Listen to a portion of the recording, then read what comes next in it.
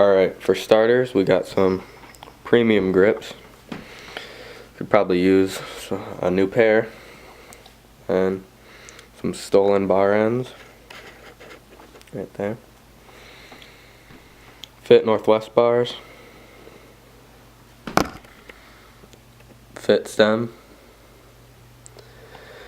FSA impact headset. Then we got some Fit forks. I think they're just stock. I got them from a friend. And then got the Odyssey Aaron Ross tires on front and back. Then we have a Shadow rim with a Raptor hub.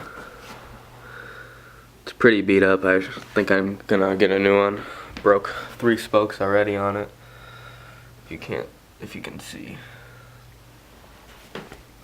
And we have some Revenge Industry pegs. 4 of them, of course.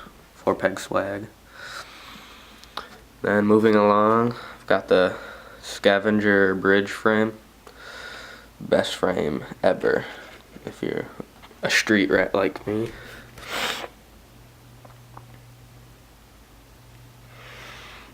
Then we have